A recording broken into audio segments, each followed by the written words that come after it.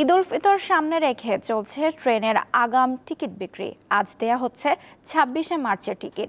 এ বিষয়ে জানাতে রাজধানীর কমলাপুর রেল স্টেশনে রয়েছেন সহকর্মী মেহেদী হাসান। মেহেদী, অনলাইনে তো সব টিকিট দেওয়া হচ্ছে এবং গতকাল সার্ভারে অনেক চাপ ছিল আমরা জানি, আজকের অবস্থা কেমন?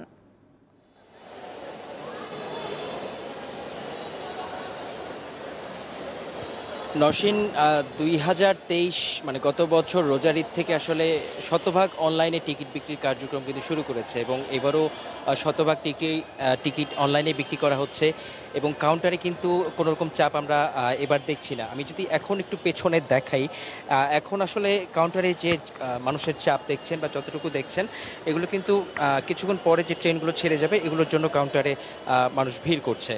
কিন্তু ঈদের যে অগ্রিম টিকিট, এটি কিন্তু গতকালকে প্রায় ৭৫ লাখ মানুষ একসাথে আসলে টিকিটের জন্য সার্ভারে হিট করেছে এবং আজকে সকাল থেকে কত সংখ্যক মানুষ হিট করেছে এটা আমরা ১১টার দিকে জানতে পারবো। তবে আমি বাসা থেকে অফিস আসার পথে ফেসবুকে দেখছিলাম যে ২-৩ জন আসলে স্ট্যাটাস দিয়েছে যে সকাল ৭টা ৫৯ থেকে ৮টা ১০ মিনিট ১২ মিনিট পর্যন্ত তারা চেষ্টা করে কোনো রকম টিকিট আসলে সংগ্রহ করতে পারেনি এবং অনলাইনে শতভাগ টিকিট বিক্রির উদ্দেশ্য ছিল কিন্তু যেন সাধারণ মানুষ যেন টিকিট করতে ভোগান্তির মুখে না পড়ে এবং সার্ভারের যে চাপ, সেই চাপ সামলানোর জন্য কিন্তু দুই ভাগে আসলে টিকিট বিক্রি করা হচ্ছে।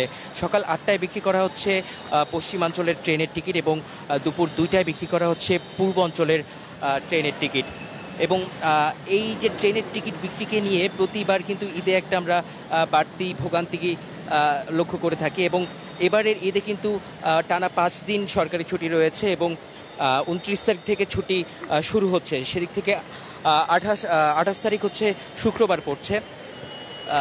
সেই দিক থেকে ২৭ তারিখ কিন্তু একটা ভালো চাপ পড়ার সম্ভাবনা রয়েছে। আগামীকাল একটা ভালো চাপ আমরা দেখতে পারবো এমনটা মনে হচ্ছে এবং আজকের দিনের কথা যদি বলি, আজকে টিকিট ছাড়ছে আগামী ২৬শে মার্চের।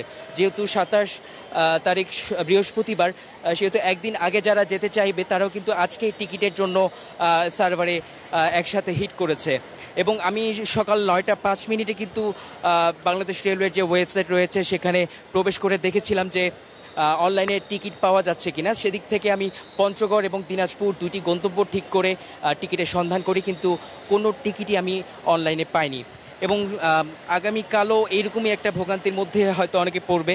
যেহেতু টিকিট শতভাগ অনলাইনে, সেহেতু কিন্তু এই কমলাপুর রেল স্টেশনে এসে কাউন্টার থেকে টিকিট সংগ্রহ করার যে প্রবণতা সেটি কিন্তু নেই। আর এখানে এসে অবশ্য কোনো উপায়ও বা কোনো ভালো তথ্য এখান থেকে পাচ্ছে না কাউন্টারে যারা রয়েছে, কারণ শতভাগই টিকিট অনলাইনের মাধ্যমে আসলে যাত্রীদেরকে দেওয়া হচ্ছে। তো নওশীন, এই ছিল কমলাপুর রেলওয়ে স্টেশন থেকে আমার কাছে সর্বশেষ। মেহেদী, আপনাকে ধন্যবাদ।